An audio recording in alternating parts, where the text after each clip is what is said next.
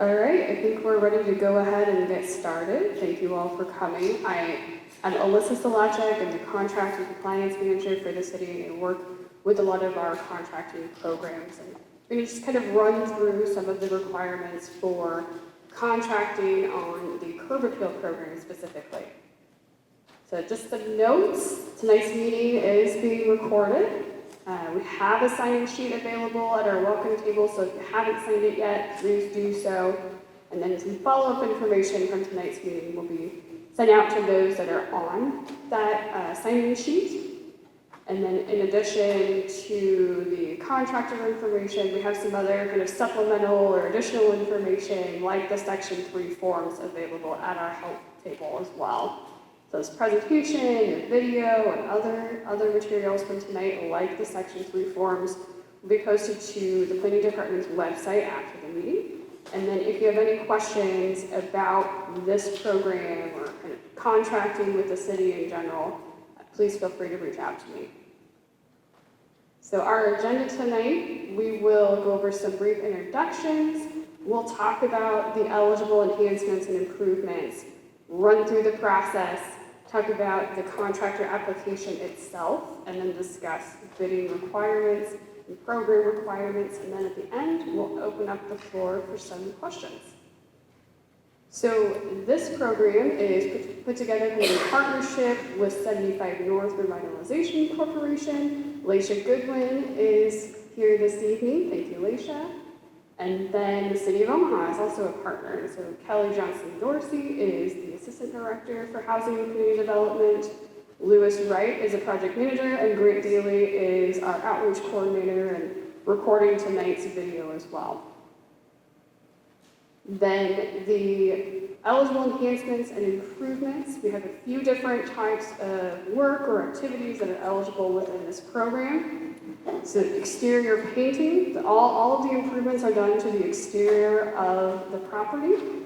So exterior painting is one of those activities, tree planting, porch repair, replacement, or even a porch addition, and fence removal and repair are kind of the primary eligible enhancements. And then if you've completed, or if the applicant has included one of those 4 items, they might also be eligible for other items like tree trimming or even tree removal, porch or walkway lighting, sidewalk and walkway concrete repair and replacement, and then retaining wall repair as well. So a few different types of work. We've got some landscaping work, some painting work, some concrete work as well. So as you're thinking about the types of activities that your business does, you want to make sure that you're aware of the eligible improvements.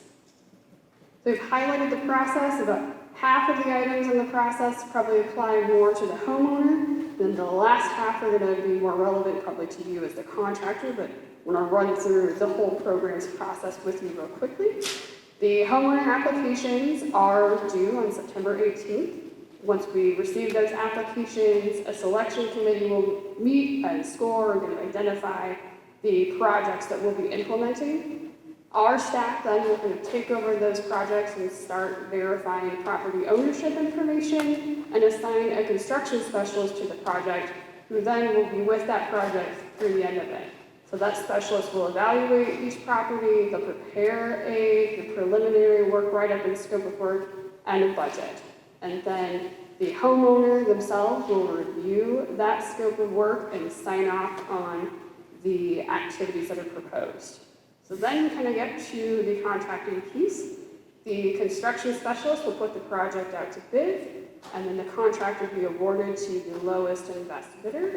If any of you have bid on planning department projects before, say our exterior or our emergency programs, this might be a very familiar process. So we take the lowest and best bidder, then an agreement is signed by the homeowner and the City of Omaha. Then a rehabilitation contract is signed by the homeowner and the contractor. So you as a contractor would have an agreement with the homeowner rather than the city. The city kind of functions as the financer or kind of the middle person on these projects. When construction occurs, we talked about that process that is managed by the construction specialist throughout construction. Once construction concludes, final reports are submitted and the owner signs the disposition of funds. We have developed an application specifically for this program, and any contractor that's on this approved contractor list is eligible to bid on curb appeal program contracts. So if you're not on the list, you're not eligible to bid on these projects. The application is available tonight. I think probably a lot of you already have a copy of it, but if you do not, we have copies available. We can also send you a copy of the application as well. And if you're on one of our other program lists already, or you submitted an application through the first round in 2022 for curb appeal program, you don't have to resubmit the application.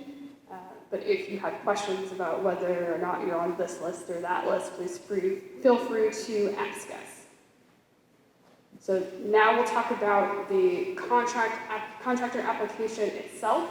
We have a few different documents that should be submitted with the application. You'll need to complete the contractor application and then provide documentation that your company is registered in the state of Nebraska. Also want to provide your current Nebraska State Contractor Certificate. It's a document that is updated annually and is available through the Nebraska Department of Labor. Provide a copy of your insurance certificate, so this could be general liability, and then workman's compensation if that's available. Have a citizen attestation form and bank statements from the previous 2 months. And so we ask for items like bank statements just to verify that the business is a legitimate construction business. Other considerations, each contractor will want to have a current CC1 form on file with the Omaha Human Rights and Relations Department. CC1 stands for Contract Compliance. It's a document that is submitted and available online. It's on the City of Omaha's website through the HR&R Human Rights and Relations Department's webpage. Just kind of a quick application, explain your employee base and provide other information about your company. We also ask that you read and review and become familiar with several of our policies, including the city's contractor policy, our minority business enterprise and women business enterprise policy, and the Section 3 policy available through the Omaha Housing Authority as well. So I want to highlight a few items regarding our bidding requirements. We've talked about the construction specialist, who this person will provide notice to the contractors on our approved contractor list of any upcoming projects. So as a home is identified and prepared for bidding, if you're on the approved contractor list, will receive an email from a member of our staff that explains information. Include the bid notice, which includes information about the project, so you'll see the scope of work. You'll have the date of an open house, which is scheduled to kind of help review the project with contractors. And then you'll also have information about when and how to submit the bid. Ultimately, the lowest and best bidder will be notified of the contract award and will execute an agreement with the homeowner. And a construction specialist will provide project oversight, which includes the reporting that we've mentioned. A few program requirements. This is a federally funded project through the Department of Housing and Urban Development, so there are a few federal requirements that are attached to each project. Curb appeal program does not have a Davis-Bacon requirement, so you won't be required to submit weekly certified payroll reports. I've seen some nodding.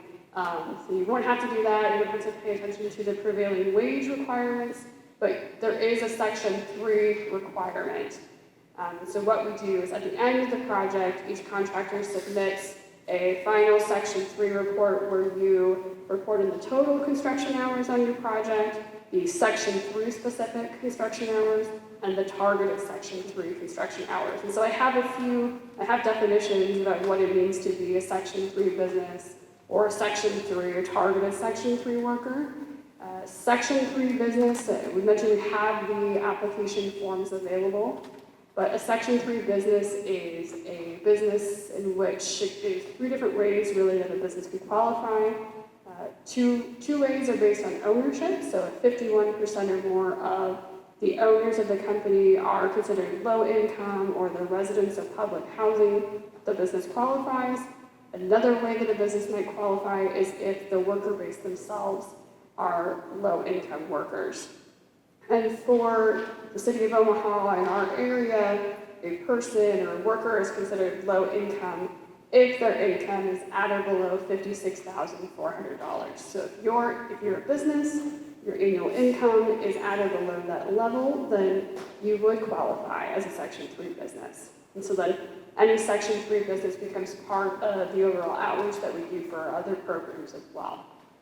And then Section 3 workers, kind of similarly, these might be people that are low-income workers, or they might be employed by a Section 3 business, or they may have come from the Youth Build program.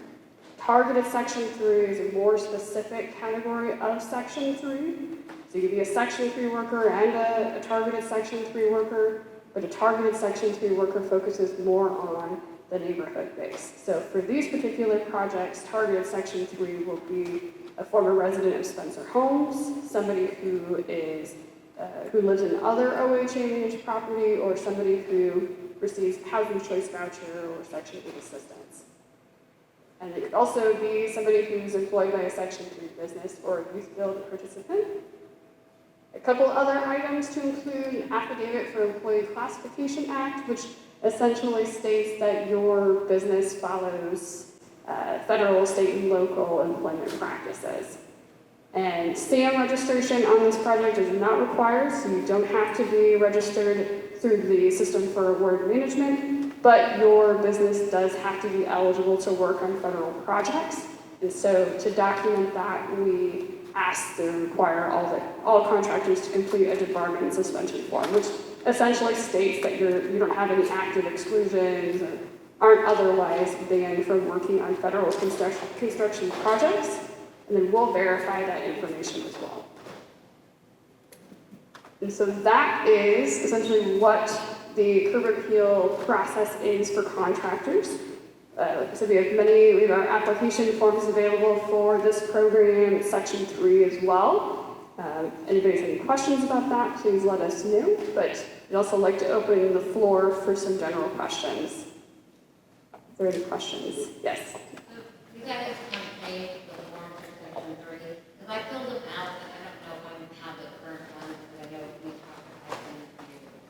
Yep, so we have you on the Section 3 contractor list, and I believe that you also submitted recertification information recently. So yes, we have you on the Section 3 list. Yes? Who gets the invoices for the job when someone's doing the job? Yeah, the question is who gets the invoices for the job? So Lewis might be better at explaining this process than I am, but essentially, so the contract is with the homeowner, but we as the city kind of oversee the construction and will work with the contractor to submit the invoicing required for the project, and then the funding actually comes from the city then. So the homeowner is responsible for paying the contractor?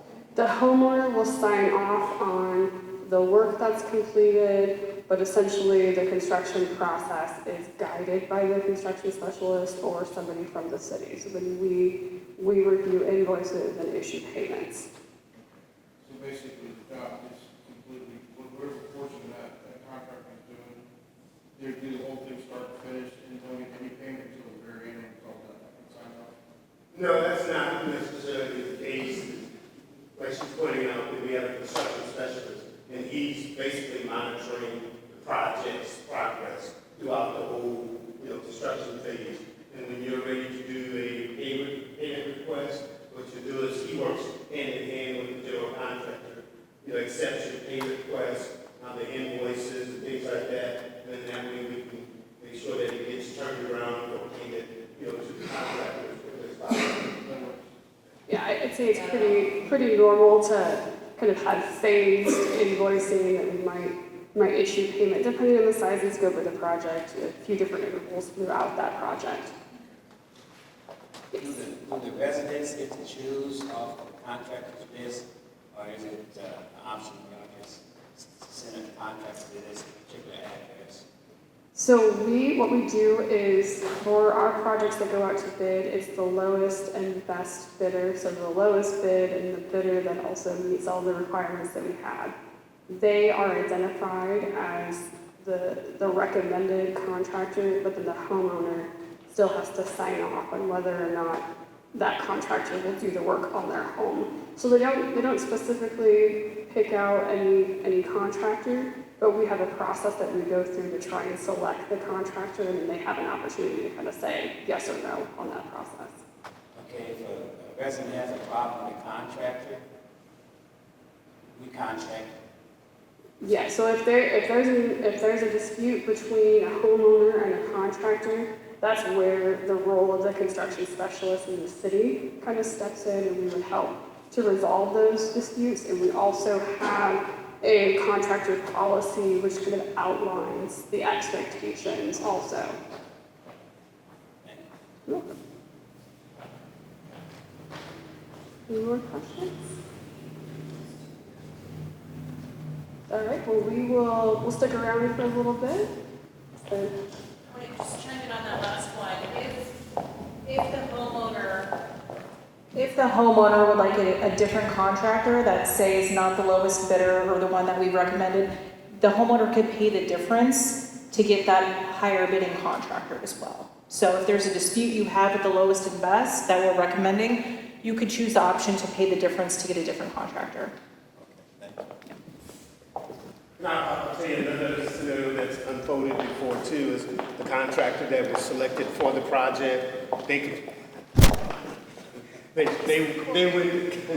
win the award, and then after they win the award, a lot of times the homeowner has some additional work that is outside of the scope of what our work write-up was, and they can retain that contractor on just a personal arrangement, and that has happened.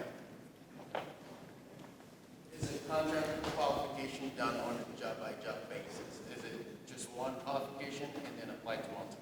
Well, we have an application that you complete, and Alyssa was going through all of the credentials that you need to complete on the application. And then within that application, we'll do our vetting, and then that makes sure that I typically annually make sure that contractor license and things like that, their insurance, all of that is up to date. So once you're on and you've been vetted, you just consistently keep getting the information about when the open houses are so you can participate on bidding on those projects. Got it.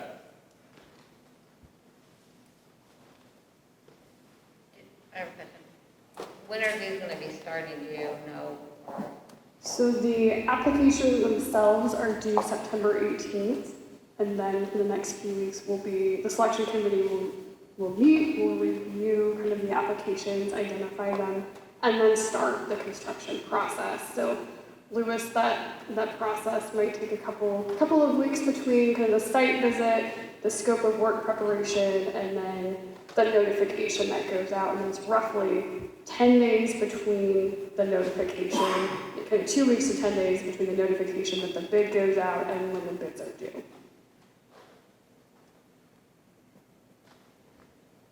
And what time frame are giving for each project just depends on what it is. I think it depends on probably the scope of the project, the type of work that's being done, and I'm trying to think if there was kind of an average time frame on last year's projects. But If I'm not mistaken, last year, I think you tried to make sure that they were under 60 days to complete the project. Then again, we also, a contractor may have one bid on an exterior project, and those may have a 90-day window. So there's try to make sure that we look at the scope of work and then trying to coordinate each of the jobs. Yeah, because like if it's a port, then we'll have to get a permit. I mean, painting, don't think you have to get. Well, and when there's inclement weather, there's different times when we have to, forgetting the word is escaping me, but we just hold back that element of the job until the weather permits, where you can be able to resume or finish that part of the contract.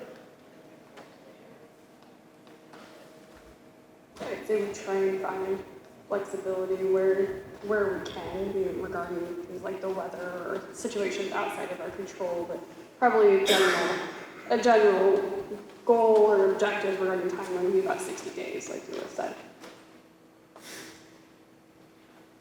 How many houses potentially this program will generate for contractor backlog? Did we do 12 last year? Yeah, I think it was 12. Yeah, there was 12 last year. We have funding for about 15 more, but if that's just the Kerwick Hill program project. So if you're on the approved exterior program, that's additional projects on top of it. So we're reaching out to contractors on a variety of projects. Just Kerwick Hill, we have funding for about 15 more. Got it. So do you reach out to, people that is like disabled, that really can't come to the meetings and stuff like that? What they do, just call you? Yeah, I think we try to make accommodations where we can. I think I've spoken to a few other homeowners that we've mailed applications to them or emailed them or tried to find ways to be accommodating to try to make sure that they can get the applications in. Mhm.